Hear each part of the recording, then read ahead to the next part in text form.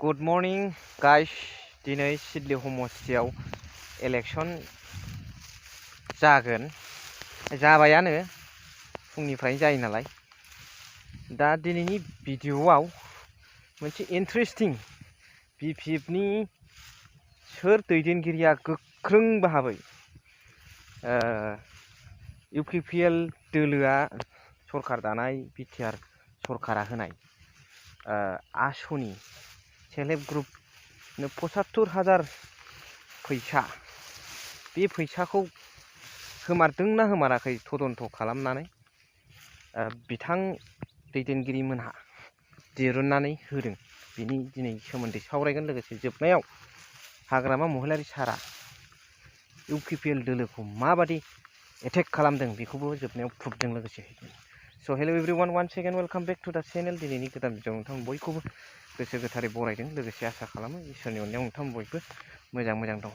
आङो बोथोर सफैनाय माइ बारियाव दंफैयो, मोनहांबाय गाइस। उफाय गैया, बोथोरनि आबादखौ बोथोर निजिखौ थिखोना लानांगौ जायो। स' बाथ्राया जाहैबाय आंनि मोनसे प्रश्न UPPL दोलोनि जायफोर मैखोम दैदेनगिरि एलायन्सआव दंबाबो आं BJP नाव सोङा, BJPखौ आङो रायखांनोबो गोनांथि गैया। एलायन्सआव दंब्लाबो सोंगोना आङो UPPLनि दैदेनगिरि बिथांमोनावसो सोंगोन। बिटिआर सरकारनि EM GM CM बिथांमोनावसो सोंगोन बे भिडिअनि गेजेरजों जे थारैनो सेल्फ हेल्प ग्रुपआ 75,000 फैसाखौ मोनमारदोंना मोनमाराखै। आङो तदन्त खालामनानै मोननायाव जोंनि ओनसोलाव क्लियार भाबैथ' भिडिअआव फैनानै बुंफैनो गोबां सेल्फ हेल्प ग्रुपनि मेम्बार बिथांमोना उसुबिदा मोनो। खारना जाहैबाय बबेबा मोनसे गामियाव थानानै साधारन सेल्फ हेल्प ग्रुपनि सोद्रोमा रायजो जाग्राया मिडियायाव फैनानै बबेबा गाव जेखि पार्टिखौ सापर्ट होआ बे आलादा खोथा, गुबुन पार्टिखौआनो होन गावनि पार्टिखौआनो होन मिडियायाव फैलाबायनानै बुंनो उसुबिदा जायो। नाथाय खुगा खुगा ज' रायलायोब्ला जों मोनथिनो मोनो, मोनदांनो हायो। बिथांमोना खिथायो नाथाय मिडियायाव फैया। खोथा थायो, संसार जानाय नोंनि बे सोरखौबा बुंनाय बुङै बेफोरजों बिस्रा बारा सोमोन्दो गैया। संसार जानायासो देरसिन नालाय बिथांमोननि थाखाय। दा ओंखायनो बिथांमोना खुगाजों खिथायो, मिडियायाव फैया। बेखायनो आं बिथांमोननि बुंनायखौ आङो भिडिअआव होला आरो खेबनोबो नों उइदाउट पारमिसन उसुबिदा जायो। दा बेखायनो खोथाया जाहैबाय बिथांमोना बुंदों बे जोंनि लाम ओनसोलाव खुनु 75,000 मोननाय रेकर्ड गैया। बेखौ आङो प्रुफ होनो हायो। नाथाय बिथांमोना जे होनाखै मिडियायाव, नङामोनब्ला साबसिन जागौमोन। नाथाय नोंथांमोनाबो फैनानै सार्भे खालामफैनो हागोन। नैबाव 75,000 मोननाया जिर'। आरो जायफोर UPPL दोलोनि सोद्रोमा बिथांमोननोबो घरे घरे साख्रि होनायनि खोथा बुंदोंमोन। नाथाय जों मेगनजों नुबाय, ओनसोलनिखौ मेगनजों नुयो साख्रि मोननायखौ। दा घरे घरे साख्रियाबो गैया। सोरबाया खस्थ' खालामनानै मिलिटारि आरि बायदि खारनानै मोनदों, सेलेक्सन जादों, सोरबाया बे आलादा खोथा। नाथाय UPPLनि गेजेरजों थ्रु दा बिटिआर गभर्नमेन्ट खुनु बिथांमोना माबा मोनसे मोननो थाखाय हयकम बिथांमोना मोनाखैखौनो होननांगोन साख्रिखौबो। अब्ला दिनैनि समाव UPPL in comparison with BPF political party इन आवार जोंनि ओनसोलाव एरियायावहाय दा मोननैजों रुजुयोबा सोर बांसिन साखात थगायखो आरो मा खोथा होखो UPPL दोलोआ आरो BPF दोलोआ सिगाङाव मा खोथा होआमोन आरो बिथांमोना मा मावबोदों।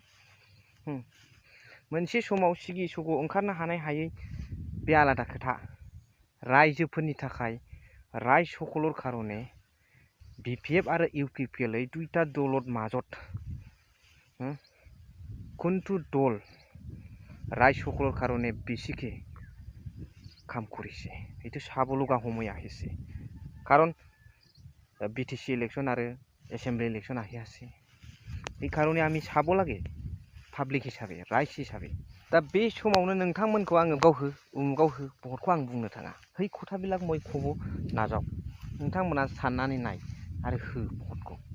आरो मोननैबो दला रिजनेल हिसाबै थानांगौ बबेबा मोनसे दला जोबनांगौ आं बेखौबो लुबैया আমার আঞ্চলিক দল হিসাবে যাই থকাটো মই বিচাৰোঁ এই দুইটা দলৰ মাজত এটা দল শেষ হ'ব লাগে এইটো মই কেতিয়াও নিবিচাৰোঁ কাৰণ দলটো দল হিচাপে থাকিব কিন্তু নেতাবিলাক ৰটেশ্যন এটাৰ পিছত এটা আহিব दा मोनसेनि उनाव मोनसे नेताफ्रा फैगोन दला थाबाय थागोन बेवहाय नोङो सोरबा दैदेनगिरिया फैयोबा माबा मोनसे मावनोबो हागोन बे मोनसे दलफ्रा राजनितिक दोलोफ्रा मोनफा मोनफा रायजोनि थाखाय खामानि मावनायनि मोनफा मोनफा प्लेटफर्म मा सानो नोंथांमोना कमेन्ट्सनि गेजेरजों फोरमायहर लोगोसे हाग्रामा महिलारि सार एसे सिगाङाव बुंनाय दिनैनि सिगाङाव बुंनाय खोथा बेखौ नोंथांमोना नायलांदो आरो जोबनायाव कमेन्ट्स हरदो আমি কৈছোঁ প্ৰমোদ বড়োই যদি পুলিচ লগাই পেলাই আমাক যদি হুলস্থুল নকৰে ফ্ৰী এণ্ড ফেয়াৰ যদি ইলেকশ্যন হয় আমি জিকে ইয়াৰ অভ্যাস আছে না প্ৰমোদ বড়ো